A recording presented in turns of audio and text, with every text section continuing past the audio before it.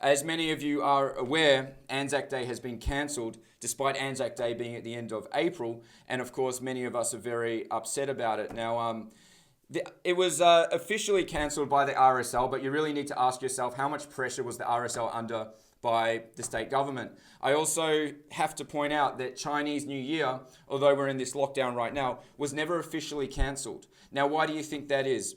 Is it because, for whatever reason, Chinese New Year, and sorry, I should actually refer to it as Lunar New Year, because this particular festival is celebrated by many Asian cultures, not just Chinese.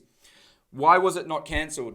Is it because, for whatever reason, these festivities are considered COVID safe and ANZAC Day is considered COVID dangerous? Or is it because Daniel Andrews is deeply in bed with his masters from the Chinese Communist Party and he would never dare do something to anger them? What do you think?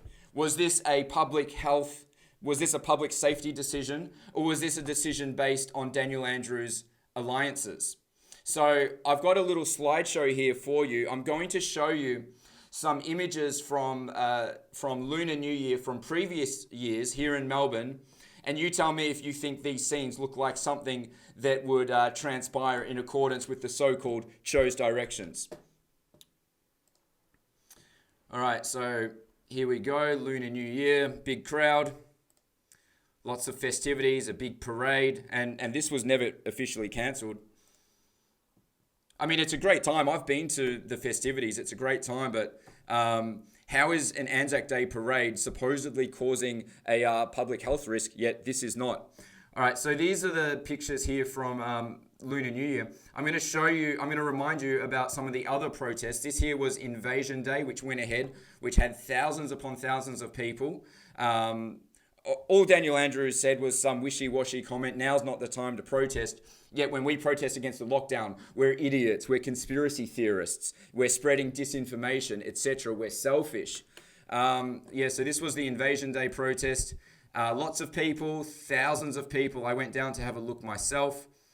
This right here, is from the Black Lives Matter protest, which went on last year and was actually encouraged by Daniel Andrews. So supposedly this was COVID safe, but Australia Day and ANZAC Day are supposedly not COVID safe. Again, this is Black Lives Matter, lots of people. And I just want to say, obviously, I don't have a problem with anyone protesting whatever they want to protest. I just wish there was consistency. And I think we should all agree that the job of Victoria Police is to enforce the law without fear or favour. Yet what we've seen time and time again is a complete political bias that just happens to align with the ideological outlook of the Premier Daniel Andrews. Oh yeah, another thing. Victoria Police taking a knee at Black Lives Matter, yet when we protest, they smash our heads into the ground. Just to remind you, this was from the protest at Victoria Market. They sent the goon squad in. They kettled many people. Many of my friends were kettled that day. I avoided the kettling that day, but don't worry, I've been kettled several times. This is how they treat anti-lockdown protesters, harassing elderly people in parks. We've seen these scenes time and time again. There you go. Supposedly this woman was a threat. This was from a lockdown protest. Just look at the sheer intimidation and what they did to us, and you can really see the bias and how certain protests are treated differently.